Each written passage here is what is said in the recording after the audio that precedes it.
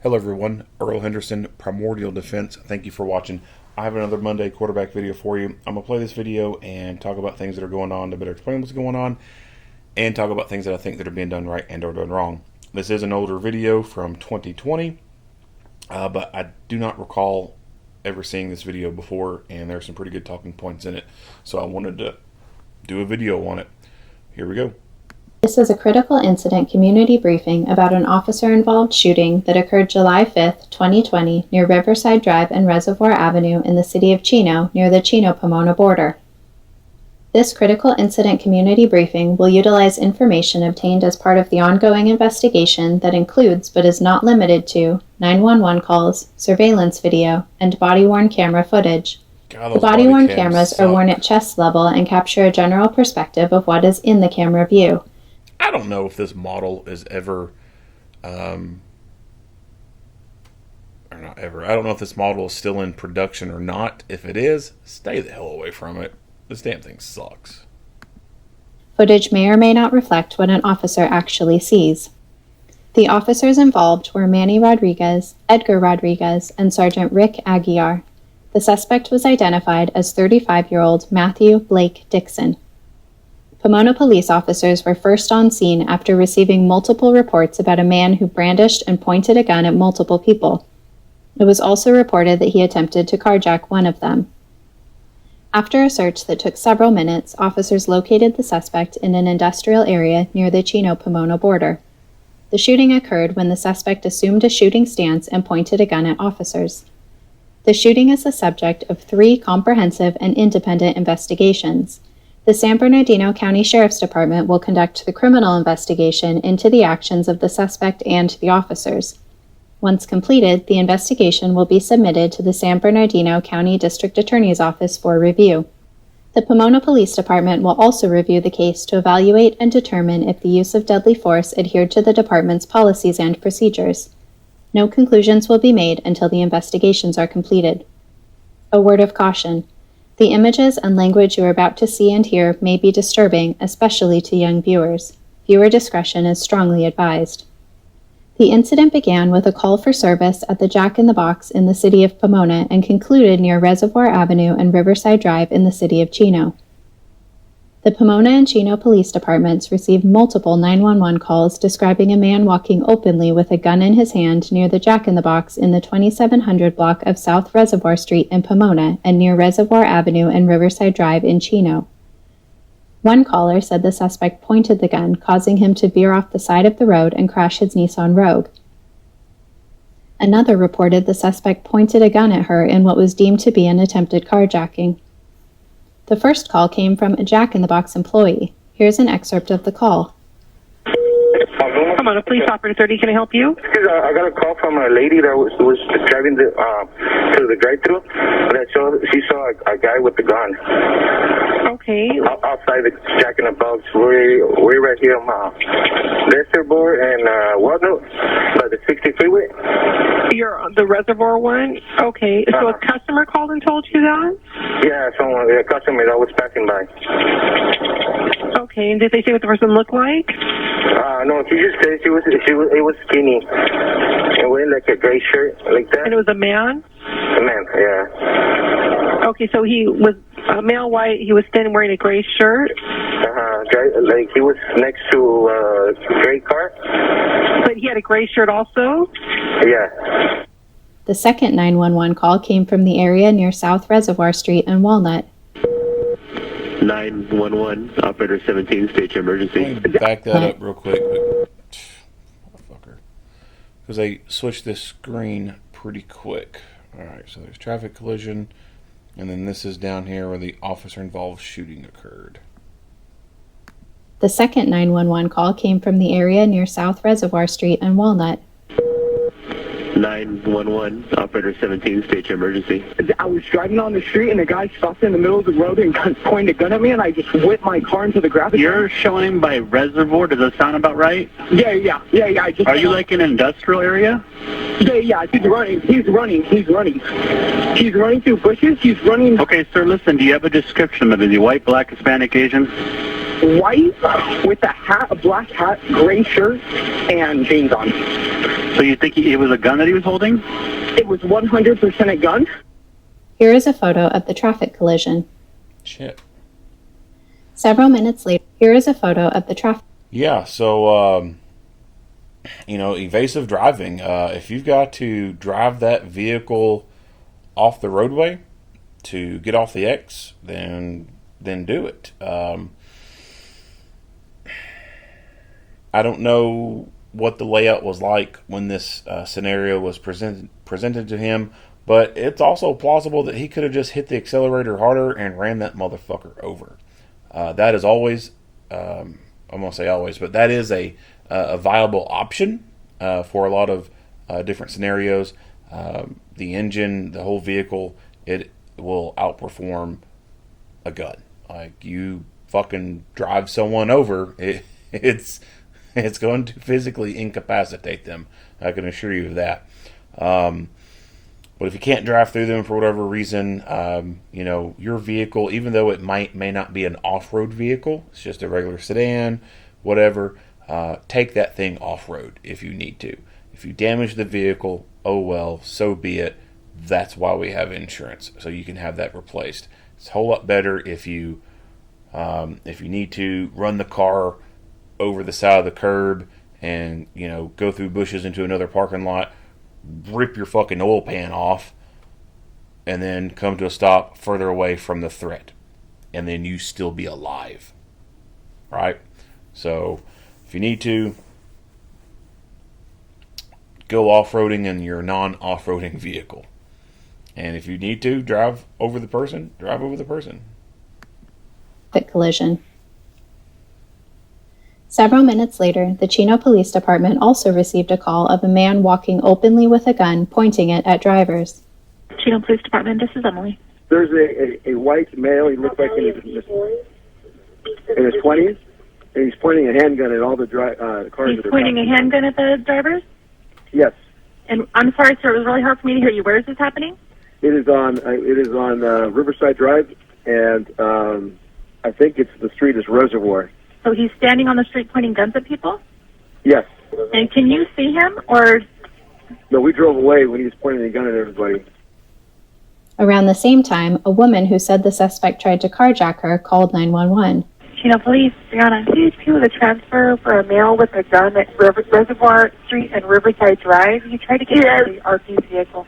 I was getting ready to make a left turn on Riverside.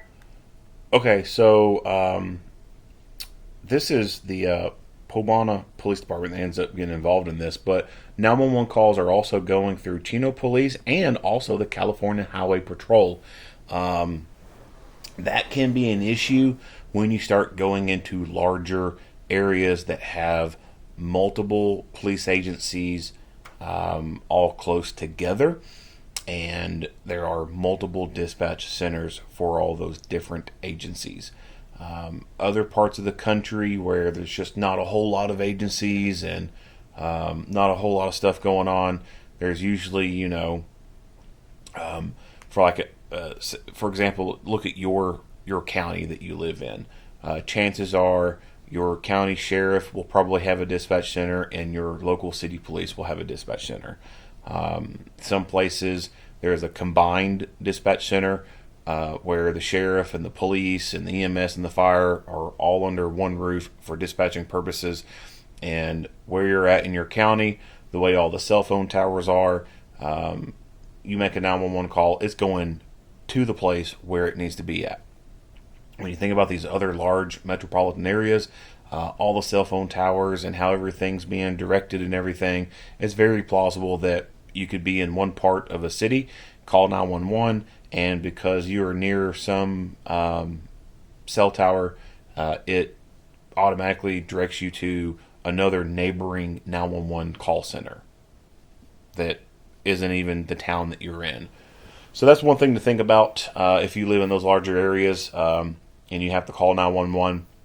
There may be a bit of a time delay between you making that 911 call, talking to them figuring out where the hell you're at, and then them figuring out, oh, well, that's not our area. Let me get you to the agency where it is their area, and them transferring you, and then you having to answer those same fucking questions again for someone else. So it can be an issue that causes a lot of time delay in getting services to you. But you go out to more smaller areas, more rural areas, those problems start to diminish. Now, I'm not saying they completely go away, because you can, in some smaller areas, run into that same kind of issue where, you know, you call 911, you expect your local city police or your local sheriff to answer, but because you're near a certain set of towers, boom, it automatically directs you to the neighboring county sheriff or the neighboring city police or whatever. So just something to think about if you ever have to call 911. But then he was coming at me, and I saw that he had a gun, and he was pointing it at me. Okay, what kind of vehicle was he in? Was he in a vehicle? No, he was on the street. Like, he was walking. He was not in any vehicle. He was walking, and he's probably now on Reservoir. I'm just scared that he's gonna, you know. Okay, it's okay, ma'am. Are you in a safe place now? Yeah, I pulled over. Okay, you pulled over. Okay. It's okay, ma'am. We're going to have officers en route, okay? Officers arrived in the area and observed the suspect fleeing with the gun into an industrial area. Snow white, black hat, blue shirt, blue jeans. And brown boots. Copy, suspect in all white, wearing a black hat, blue shirt, blue jeans, and brown boots. It's going to be a black semi-automatic handgun. Pomono officers began searching for the suspect. The suspect fled with the weapon from the area of Reservoir and Walnut into a nearby industrial area. Here is body-worn camera footage of officers searching the area. Hey, those units responding, watch the bushes. Okay, so these officers have knowingly responded to a call involving a person with a gun. This is a high-risk call that dictates that rifles need to come out, or shotguns. Unfortunately, this is too common of a thing in this nation where officers respond to such high-risk calls like this and they neglect to get rifles out, and instead they just get out with their pistols. It's unacceptable to me. This should not be happening, but due to, you know, a mixture of some poor training and poor leadership issues, this seems to be kind of a persistent problem. The right thing to be doing is getting out with a rifle. If you know you're going to a gunfight, bring a rifle and bring your friends with rifles. Rifles dominate fights. Rifles outperform pistols. They are far more superior to pistols in any which way. I don't care what kind of argument you try to bring up, you're just wrong. A rifle is going to be more accurate, and it's going to have better terminal ballistics to rapidly incapacitate the threat. A pistol has a very short barrel on it, and you only have 2 points of contact on there to be able to try and stabilize that pistol as much as you can to reduce as much movement into it as you can while you're firing it. A rifle has a longer barrel, and you have more points of contact to stabilize that rifle and reduce the amount of overall movement in it as possible to make you more accurate. And of course, the terminal ballistics are just devastating.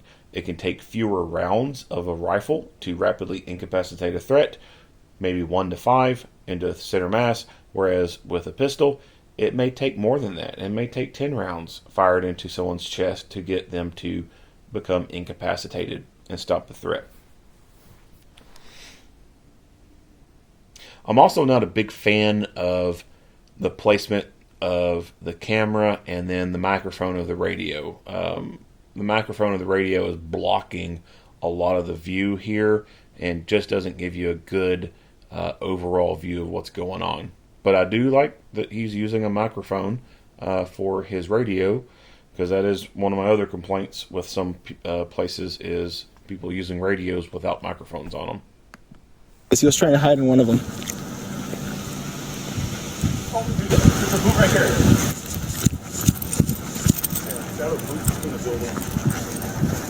Watch those bushes.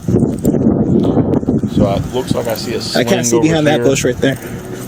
So it looks like, yep, I see a rifle. So this officer over here is doing the right thing. He has a rifle out for this gunfight.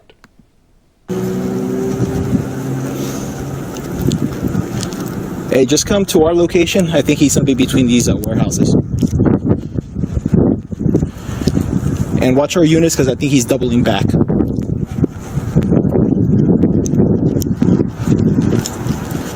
Hat right there. Where? Right there on the floor. Hey, he ditched the hat. You got to be thinking about your environment, how you're moving through here. Where can you move to get the cover? So where they're at right here, there's not a whole lot they can do in terms of get behind cover if the dude starts fighting. Over here is providing better forms of cover if he's down this some way and starts shooting.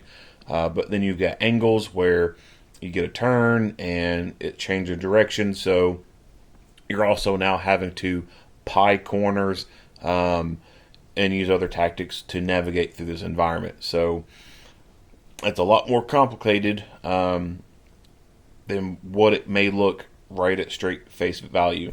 You have to understand, corners and how you approach a corner, how far you stand away from a corner, how you slowly pie that corner to present as minimal of a footprint of you, so to speak, to the adversary. If you do it correctly and the adversary sees you, they're only going to see a small sliver of you. And if you're an immediate threat, then you shouldn't be seeing much at all past that point because you're going to be getting ventilated. If you don't go around a corner correctly, a lot of you can be exposed, and the more of you that is exposed, the more targeting that the adversary has to them to be able to shoot at.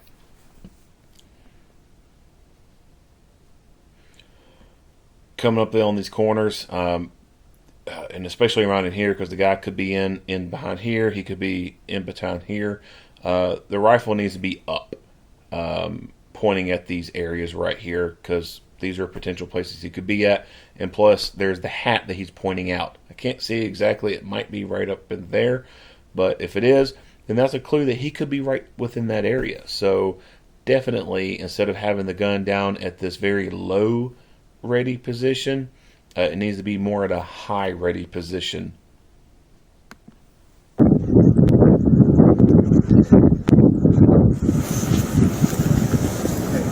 Yep.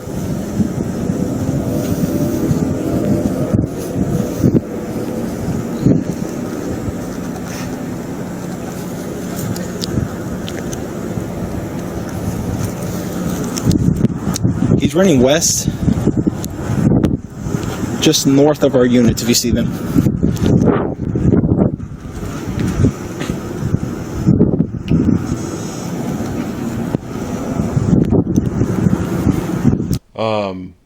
And I can't see very well from this angle, all this stuff over there.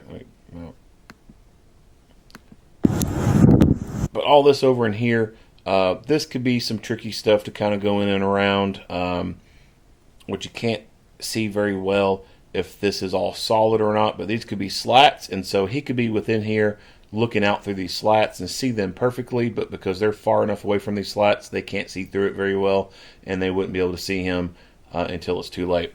But they could be full and trying to clear in through all this area can be difficult. One thing to think about, they're outside. There's no roof over this enclosure right here.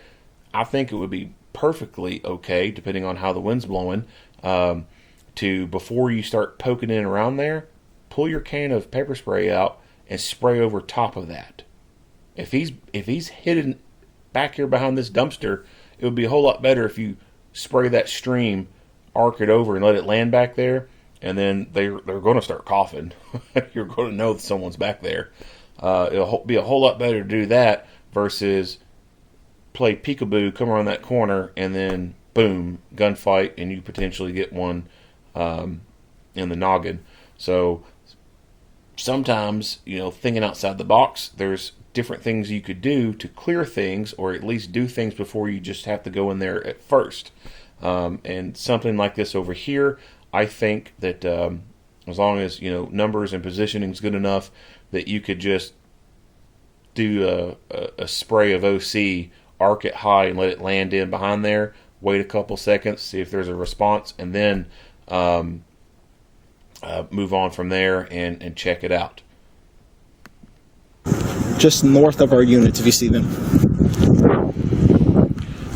And it's only in an open environment where I think that would be beneficial, because it would be able to dissipate a little bit more. And it's not like in an enclosed area where you spray OC. It seems to be a little bit more, I guess you could say, concentrated, and you really start feeling effects of it. A lot of people start feeling effects of it, even though they haven't been sprayed. At least out in the open air environment like that, it is going to dissipate a little bit more. Those particulate matter is going to be blown away by the wind, and you may, get a scent of it or whatever, but it's not going to be like you sprayed it in the hallway somewhere.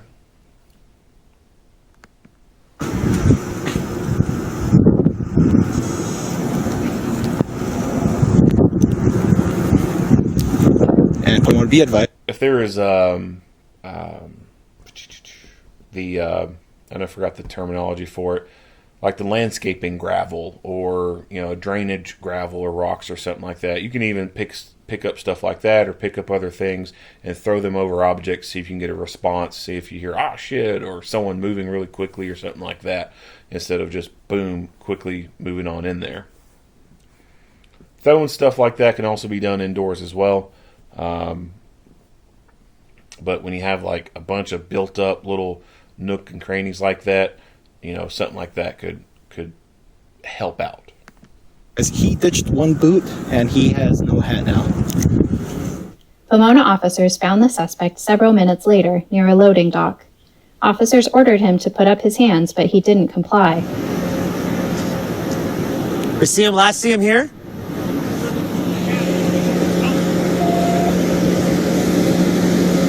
We check this ride? Huh? You alright? Gray shirt, right?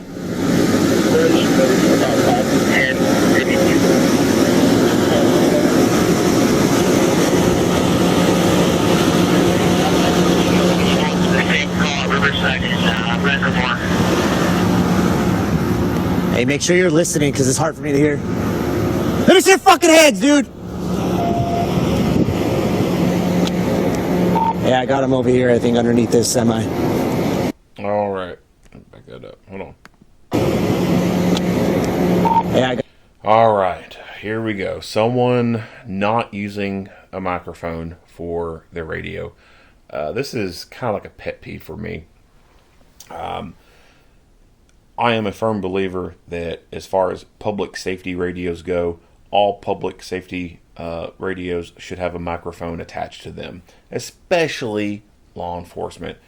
Both your hands need to be available for fighting purposes. You don't need one hand holding on the radio, other hand holding the gun, and then something rapidly, suddenly happens, and you, one, increase the possibility of losing that radio during that critical moment, and then B, being forced into having to shoot one-handed and being at that disadvantage when you could be shooting two-handed and being able to increase your odds of being more accurate. So this portable radio that he's holding in his hand is not a great way to be utilizing a radio. It needs to have a microphone attached to it. That radio needs to be secured in a pouch on the belt and be very hard to get loose or knocked off the belt. The lapel mic can be clipped to the shoulder, to the shirt, whatever, and all you got to do is reach up, click the talk, and if you need to let go, and then get those hands onto something. Right now, if gunfight starts out, he's got two options while he reacts to contact. He can try to, while shooting at the threat, put the radio away in its pouch, and most likely fumble with it as he's doing it, or he can drop that radio out of his hand and go to a two-handed grip very quickly. If he drops the radio, then he could have to move away from it to take cover and then be away from his radio and not be able to communicate with anyone at all. If he tries to reach down and put the radio back in his pouch, he could fumble it, mess it up, and it end up falling to the ground. And then same thing, he's separated from his radio now if he has to move. And it is just going to take too long to put it back down in its pouch, even if he is successful at being able to do that. All the meanwhile, he is having to shoot that gun one-handed. And if he's in the moment of fighting, he's not going to be able to multitask that well. He's going to have to stack tasks and prioritize those tasks. That first task is putting rounds back on target, so he's going to be focused on that, using his sight, shooting at the bad guy. And what's realistically going to happen is that left hand is going to be holding that radio the entire time while he is actively shooting at the threat and trying to stop the threat, all while doing it one-handed. And as I've noted, you're not going to be that accurate one-handed. You're going to be more accurate two-handed. Got him over here, I think, underneath this semi.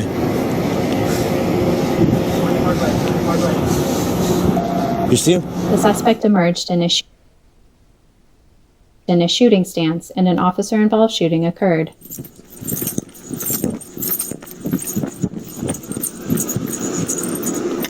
Hey, Rick!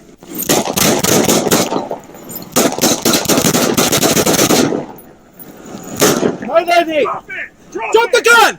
Drop the fucking gun! Drop the fucking gun! Drop the gun! I got it. 908, suspect's down. Get up the air! Put your glove on. Put glove on.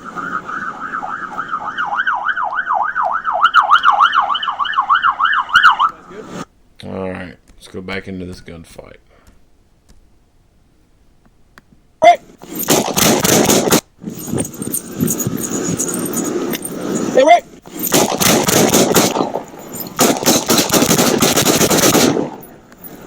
So he fires to slide lock.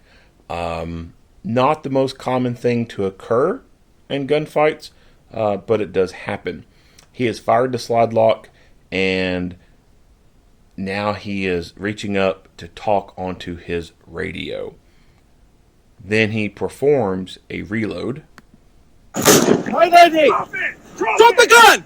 Drop the fucking gun! While he's talking on the radio, the guy still has the gun.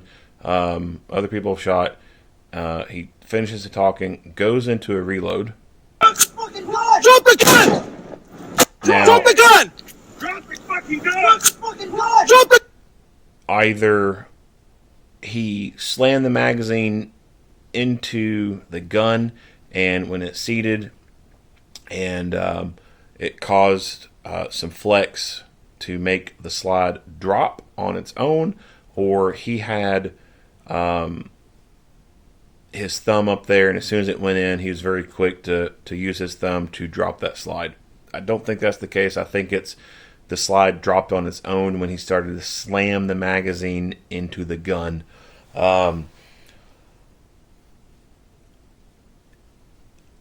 I suggest, and this is what I do when I go to do a reload, and I ram that mag into the gun, and the slide drops on its own without me making it, I will automatically reach up and rack that slide anyway, just in case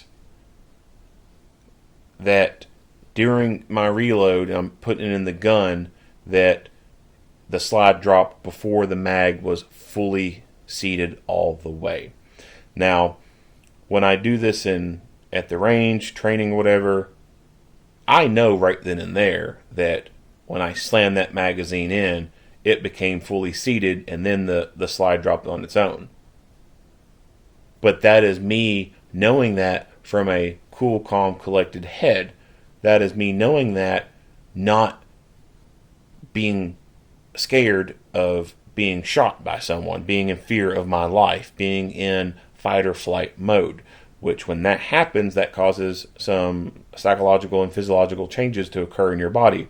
And your forebrain that you use in everyday life, what you're using right now to watch this video, and what you use when you train and stuff, that's more in control. So when I notice this happening on the range, that's my forebrain being able to compute all that and notice that. In the fight, your forebrain power starts to decrease and your midbrain starts to want to try and take over. That's your monkey brain trying to come out. And during that phase of losing full power of your forebrain, that may be something that you don't totally recognize in the moment because of all the stuff going on. So when we are doing these tactics and these skills, we are trying to train our monkey brain that's going to be coming out in this fight or poking his head during this fight. So that's why I say when you go to insert that magazine, even during training, when you see that slide drop and you know that the magazine's fully seated anyway and there's a damn 99.9% chance it's stripped a round out, go ahead, rack that slide anyway and get those repetitions in. That way, in a gunfight, it's instinctual. You don't even think anything about it. Boom, mag in, rack slide. That way, if it happens where you go to insert it and the slide drops before that mag is fully seated and it doesn't strip a round off, then you don't want to be getting into that kind of position where you think your gun is loaded and it's not. You want to avoid that.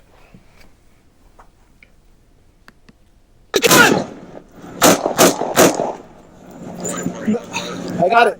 908 suspects. So we can see in the shadow here that most of them have pistols.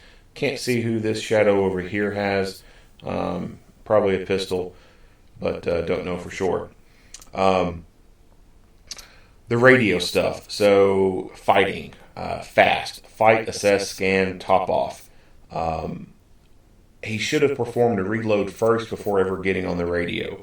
And I think that some people are a little too fixated on the radio and are a little too quick to want to talk on the radio and yell on the radio and say what's going on. There's a time to talk and there's a time to fight. And right now, in that moment, it's fight time. You need to be fully devoted to fighting. You got multiple people there. You can handle that situation.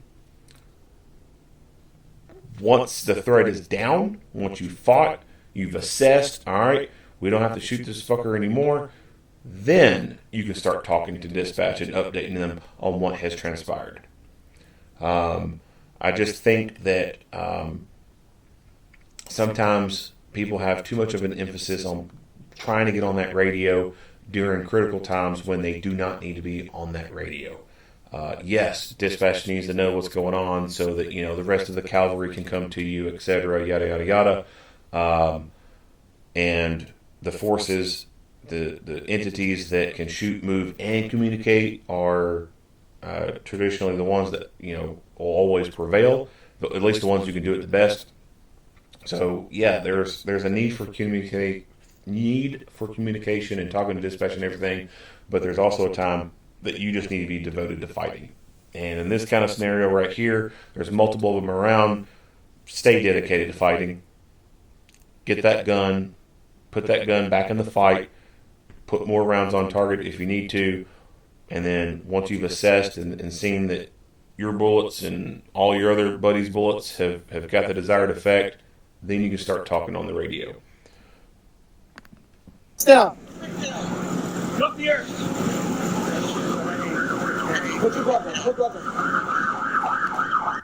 Also, with all these multiple people here, whoever is a person of having rank or whoever is probably most senior, someone needs to recognize the fact, hey, we've got a bunch of people here.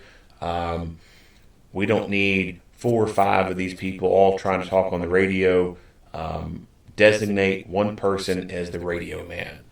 Tell everyone stay off your fucking radio. Don't be talking on it. Bob here is going to answer all radio traffic for us, and he's going to talk to dispatch for us. And let that person handle all communications while everyone else is able to get lethal cover on the threat until the threat has been fully secured.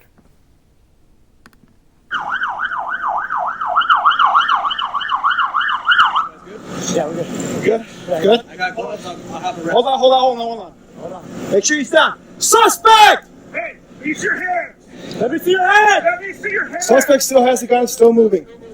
Here is footage from another angle. Where'd he go?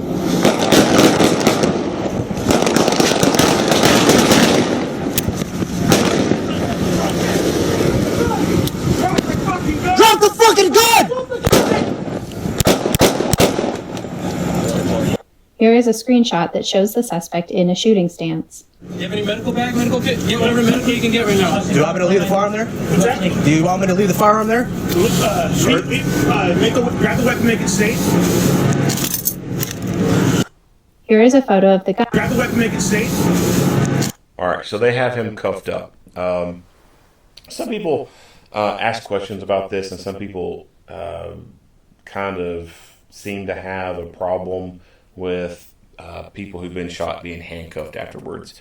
The reason why people are handcuffed afterwards after they've been shot is because sometimes people get back up after they've been shot and they continue to fight. And if that were to happen, then it's a whole lot harder for that person to fight when their hands are cuffed behind their back. A case that is often referenced in training is an incident that occurred back in the 1980s. It's the FBI Miami shootout with a couple of bank robbers / armored truck robbers. FBI came across the guys, started chasing them, and they wrecked out, and then boom, gunfight happened. One of the robbers took a round to the head at the very beginning of this fight, and it only temporarily knocked him out.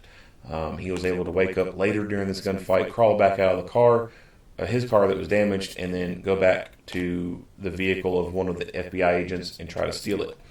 His partner, he crawls out the car, and at the beginning of this gunfight, takes a round to the side of the chest. That round lands within his heart area. That round, or that hit in and of itself, was going to eventually kill him. It was a fatal hit, but it was not an immediately physically incapacitating hit. He got out of the car, continued shooting at FBI. He took some more rounds from pistol and also shotgun, and got back into the FBI car with his buddy before an agent by the name of Ed Morales got up there and dumped more rounds into him and physically incapacitated them. Autopsy reports indicated they had no drugs whatsoever in their body. They just had a strong will to fight, and the shot placements that were on them did not physically incapacitate them. One of them got knocked out, but he got back up. Other people, they've been shot, they went down, and then boom, they got back up. So that is why people get handcuffed after they've been shot, because they could get back up. And if they do, it's a lot harder to fight with your hands behind your back. Here is a photo of the gun that was recovered at the scene. So I can already tell you just by looking at this is going to be most likely a fake gun. It was later determined to be an airsoft gun. Yeah. It just has the way the light reflects off of it, this sheen or whatever.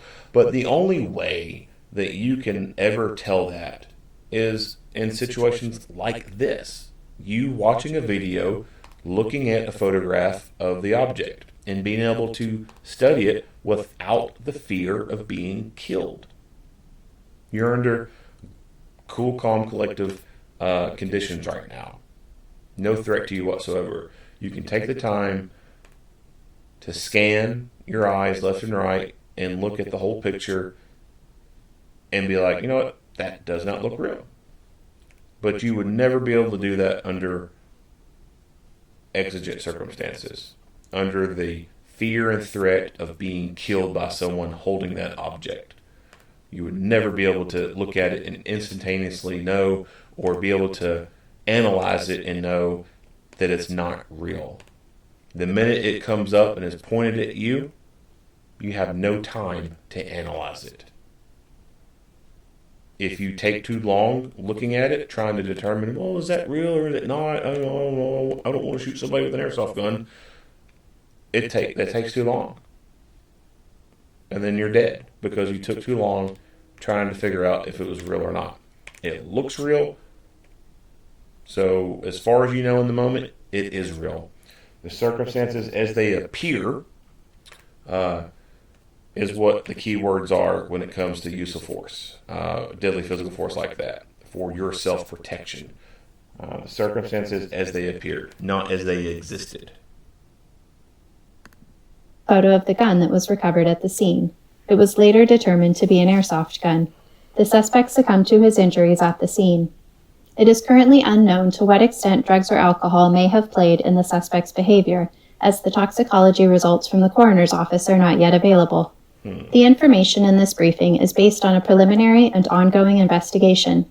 Our understanding of the facts and circumstances may change as additional evidence is collected and analyzed. The job of a police officer is difficult and dangerous. As this case demonstrates, officers often must react to unpredictable circumstances. As this is analyzed, the job of a police officer is difficult and dangerous. As this case demonstrates, officers often must react to unpredictable circumstances, sometimes in a fraction of a second. It is a tragedy whenever there's an officer-involved shooting, for the families of those involved, for the officers, and for the police department. Thank you for watching this critical incident community analyzed. The job of a police officer is difficult and dangerous. As this case demonstrates, officers often must react to unpredictable circumstances. Officers were The suspect was identified as 35-year-old Matthew Blake Dixon. Pomono police officers were first on scene after receiving multiple reports about a man who brandished and pointed a gun at multiple people.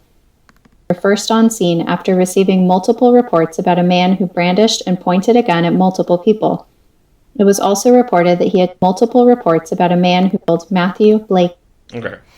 So it has been quite some time since this incident. So I will do a quick search, and I've already found it. So officer involved shooting, Pomono PD, Matthew Blake Dixon. So this link that I'm going to be reading is from the San Bernardino County District Attorney's Office. And so they have a report for, well, crap. They have a report for this, and I will read it. Synopsis. On July 5, 2020, at about 6:03 p.m., they received a call, blah, blah, blah. We've already heard that. We know that. Alerted patrol officers, we know that. We know this and that. Scrolling through, trying to get down to the good meat and potatoes that we don't know yet.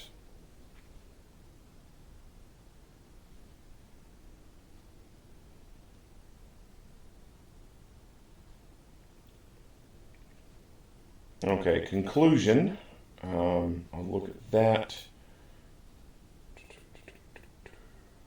Key points of this incident. Mr. Dixon pointed a gun at different people, tried to enter a vehicle, pointing his gun. Alright, so that's a lot of stuff I'm reading through that is not helping me find the info that I am wanting.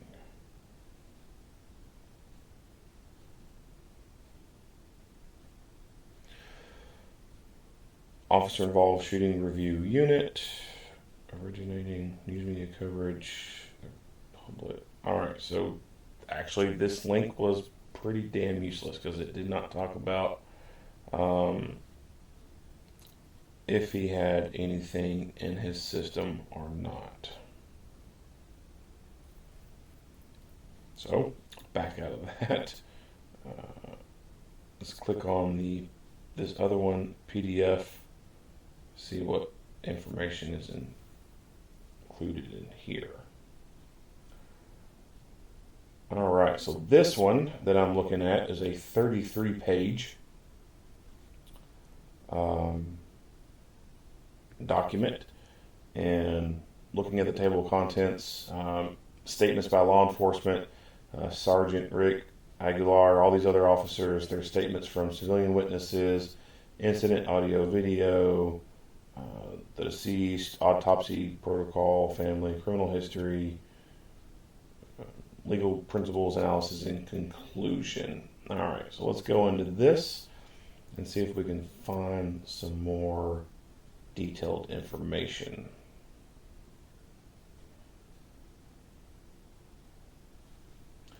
I see that all gunfire took place within a time span of 14 seconds. Talks about the officers. So after an examination of the scene and the shooting officer's weapons, it was determined that Sergeant Aguilar fired his Colt AR-15A2 .223 semi-auto rifle at least 8 times. Officer Rodriguez fired his Glock 21 45 cal 14 times, and Officer Rodriguez fired his Springfield Armory 1911 45 3 times.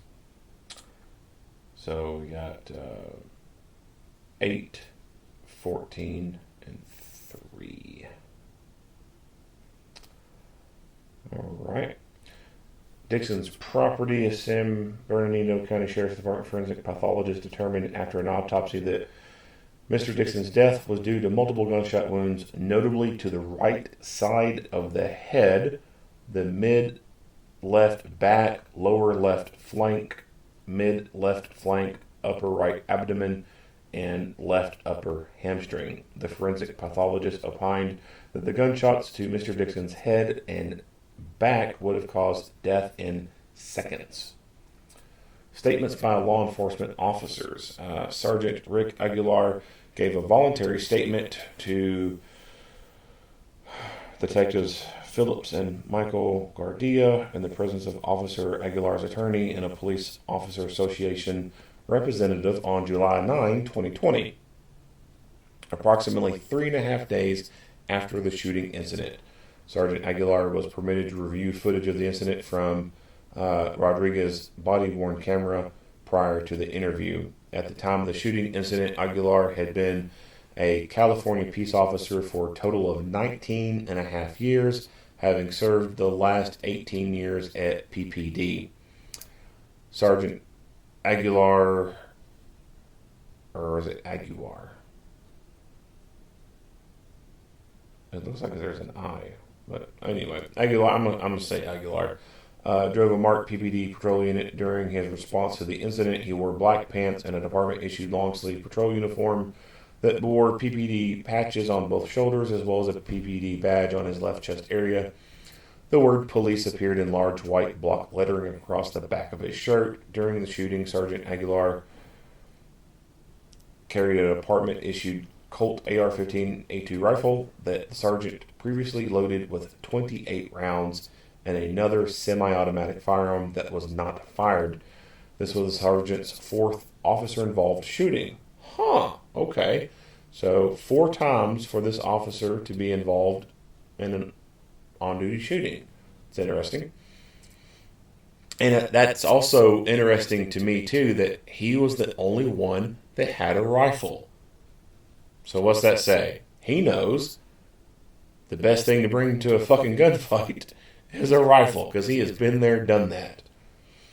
Additional relevant portions of Sergeant Aguilar's statement can be summarized as follows. The sergeant recalled that he was approximately 1 mile away from the scene when dispatch aired the man with the gun call. He received information about the incident at Jack in the Box, as well as the victim who crashed in the bushes. The victim who crashed in the bushes told the sergeant that the suspect left the scene running southbound. Sergeant continued southbound in pursuit of the suspect. Sergeant happened upon a white male on the road, Mr. Dixon, wearing a black hat and gray shirt, who was walking from the driver's side of a truck with a gun in hand. The sergeant believed that he had just witnessed a carjacking in progress and that Mr. Dixon was now running westbound across Reservoir Street into the industrial complex at Reservoir Street and Riverside Drive. In pursuit of Dixon, the sergeant saw Officer Rodriguez and his unit in front of him. Sergeant parked, grabbed his rifle, and started searching the area with Rodriguez. The sergeant believed that Dixon was luring the officers into an ambush by dropping items for the officers to follow, such as a boot, headphones, and a black hat. Manuel Rodriguez arrived, and the sergeant heard Officer Manuel Rodriguez announce, "I got him over here." The sergeant recalled he ran towards Officer Manuel Rodriguez when out of the corner of his eye, the sergeant saw the suspect come out from between a wall and a trash compactor with a Glock-style gun pointed at the officers. The sergeant saw Dixon's fingers manipulating the gun. The sergeant also recognized that Dixon was standing in a shooter stance with the gun raised to eye level. The sergeant stated he and Officer Edgar Rodriguez were out in the open and believed that they were going to be killed. The sergeant stated he fired a couple rounds at a distance of approximately 50 feet, but Mr. Dixon didn't fall down. Instead, Mr. Dixon spun around with the gun still in his hand and tried to look back at the officers. Sergeant stated he continued to fire until Dixon fell down. The sergeant stated that he gave Dixon commands to drop the gun several times, which Dixon did not comply with. After the gunfire ceased, Sergeant stated that the officers formed a plan to take Dixon into custody, rendered the weapon safe, and called in fire department to provide medical aid. Officer Edgar Rodriguez gave a voluntary statement with his attorney and Police Officer Association representative present. At the time of the incident, Rodriguez had been a California peace officer for a total of 5 years.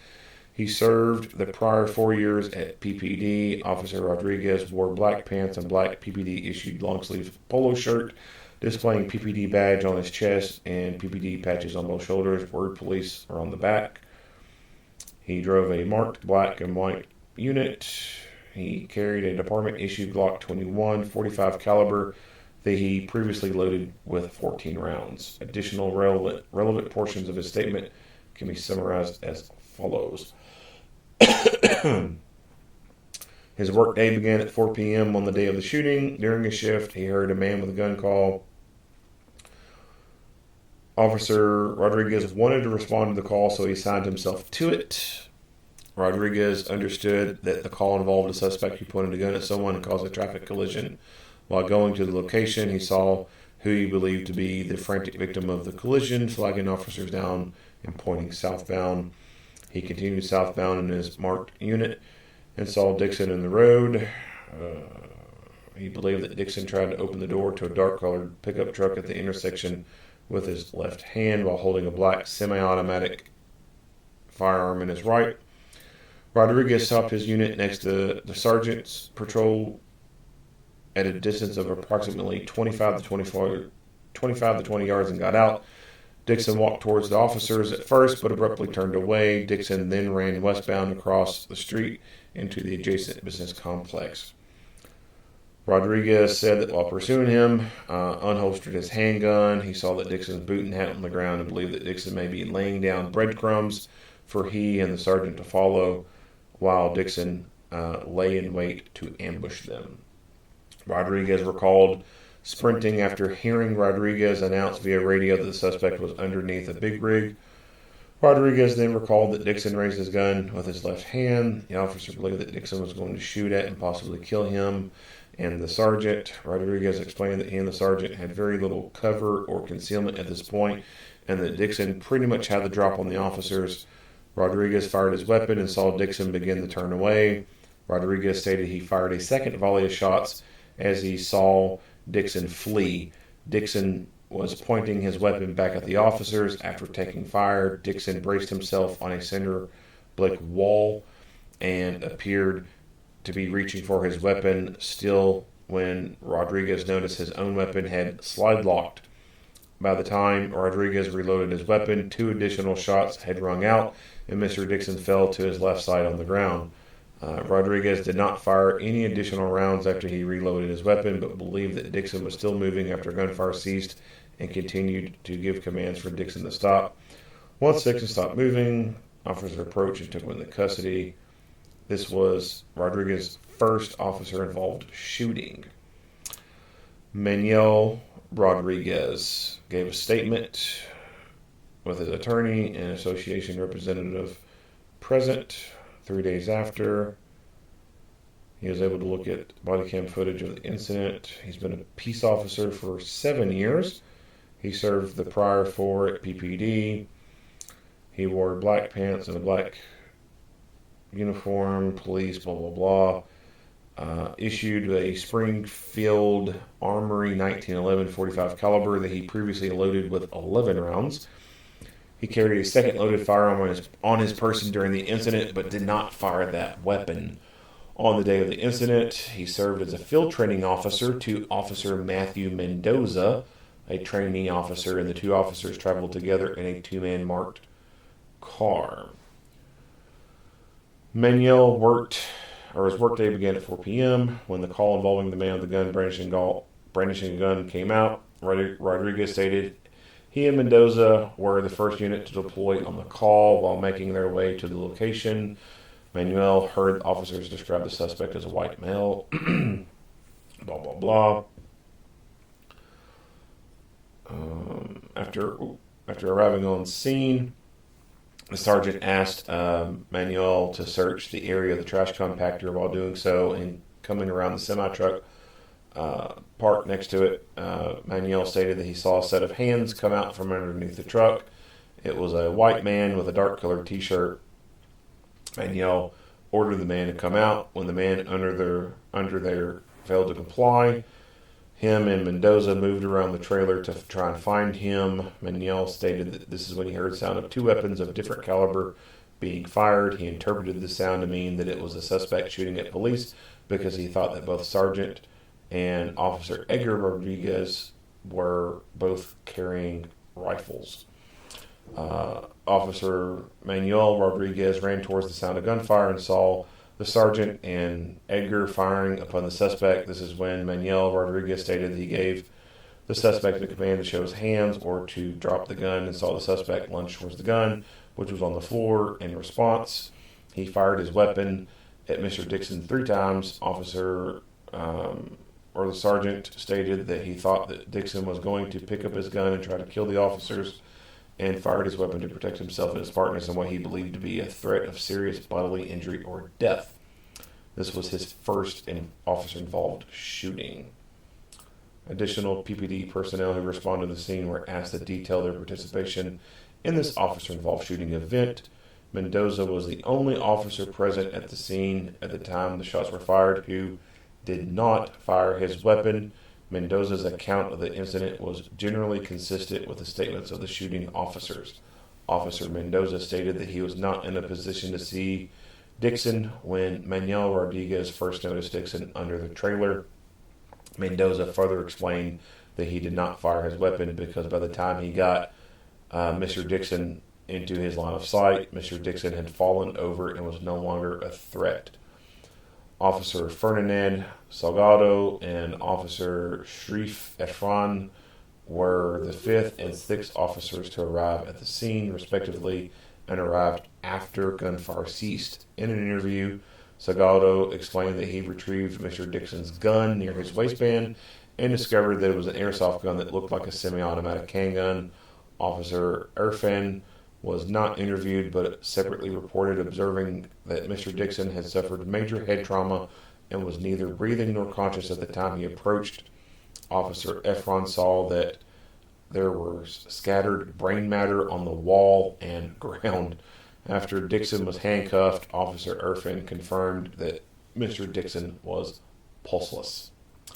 Sergeant Edgar Padilla arrived at the scene. Before Dixon was handcuffed, Sergeant Padilla instructed Officer Salgado to place Mr. Dixon's weapon down on the ground on the scene. Sergeant Padilla also instructed Sergeant to place his AR-15 on the rear seat of Sergeant Padilla's unit and watched the sergeant clear around from the chamber of the rifle and take it out. However, Sergeant Padilla did not see what the sergeant did with that unchambered round.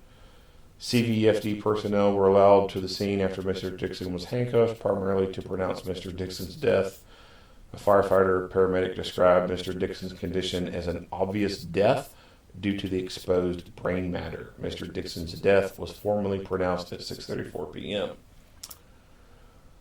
GSR tests applied to Mr. Dixon and the weapons fired to the shooting officer during the lethal force encounter. One GSR particle was noted on Mr. Dixon's right hand and none of Mr. Dixon's left hand. All of the weapons fired during the incident were test fired and determined to be functioning normally. Statements from witnesses. I'll skip that and that and that.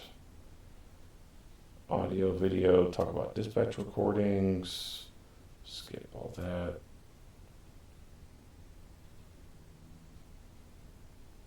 Mobile audio, video recordings. Skip that.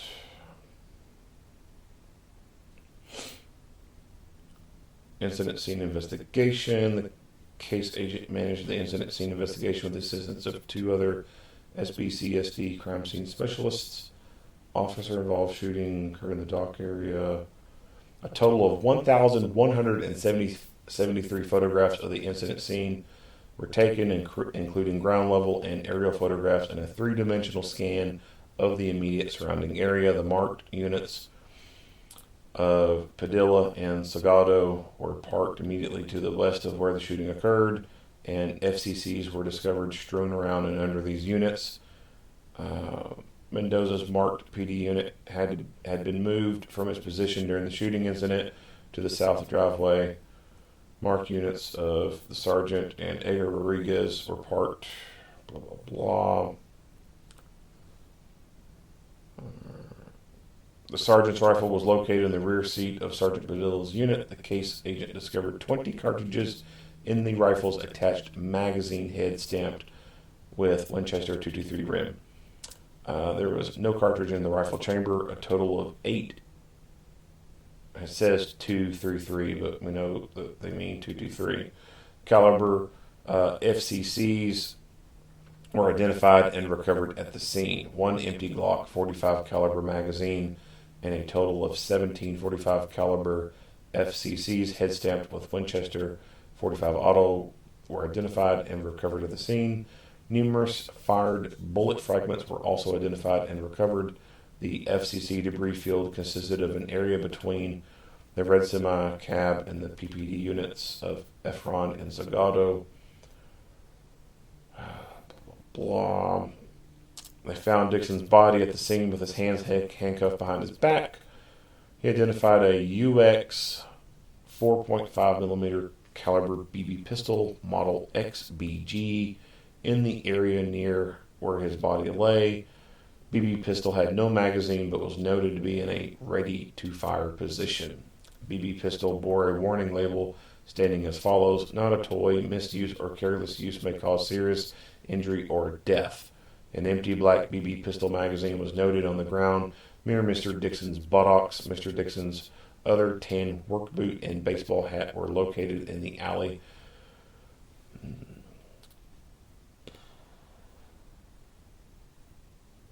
The deputy coroner investigator conducted their investigation and retrieved Dixon's body from the scene. Noted that Dixon wore a gray t-shirt, blue jeans with a tan belt in the loops, and a tan work boot on his left boot. Items found on Mr. Dixon's persons did not include any weapons. Autopsy. Autopsy performed and found him to be a 34-year-old white male, 5'10", and weighing 159 pounds. Forensic pathologist identified 6 gunshot entry wounds as follows: the rear right side of the head, the lower left flank, the upper right abdomen, the upper right hamstring and mid left back, and the inner left hamstring. The gunshot wound to the upper right abdomen was determined to have a front to back trajectory. The remaining 5 gunshot entry wounds were determined to have a back to front trajectory, including the 2 gunshots that the forensic pathologist determined to have been fatal rounds. Specifically, one fatal round entered the rear of the right side of the head and exited at the top of the skull, and the other fatal round entered the mid-left back, struck the spleen and heart, and was recovered in the left side of the chest. The forensic pathologist opined that in light of his wounds, Mr. Dixon's death would have occurred within seconds. His family, the agent interviewed Dixon's wife and parents as part of the investigation. The wife indicated she last saw her husband at approximately 5:10 p.m. on the day of the shooting. The wife relayed that she and Mr. Dixon had been arguing over drug use and child custody. Dixon's wife told Mr. Dixon to move out, and as Mr. Dixon collected his things, she saw Mr. Dixon take his pellet gun. The day before, while Mr. Dixon was visiting with his children, he told his wife that it would be the last time he saw his kids. Mr. Dixon's wife and mother were both aware that Mr. Dixon had previous suicidal ideation. Mr. Dixon's family was aware that Mr. Dixon used methamphetamine and marijuana. Criminal history. The case agent's submission included Dixon's criminal history, which states 3 felony convictions from Tennessee for aggravated burglary, aggravated assault, and possession of methamphetamine with intent to sell in 2004, 2007, and 2009. He also appears to have been convicted of at least 13 misdemeanor offenses in Tennessee between 2004 and 2019. Quite a bit of a history there. Goes in to talk about applicable legal principles, penal code section, skip all that, analysis, attempted detention or arrest, subjective belief of imminent need to protect, talks about that, reasonable belief of imminent need to protect, goes on and on, talking about that. Conclusion, under the facts, circumstances, and applicable law in this matter, the use of deadly force by all the officers in self-defense and the defense of others was justifiable. No criminal liability on the officer's conduct attaches to this incident. All right. If you want to go read all the rest of that yourself, you can go to the sbcountyda.org and search for that, or you can just do a Google search for Pomono Police Department, Matthew Dixon, and you should see the links pop up to be able to go to that link and read all the stuff that I didn't read through. All right, so that's it on this. If you like what you hear and see, go ahead and give me a like and a share. If you have not already, hit the subscribe button and stay tuned for more Monday quarterback videos. Earl Henderson, Primordial Defense. Thank you for watching.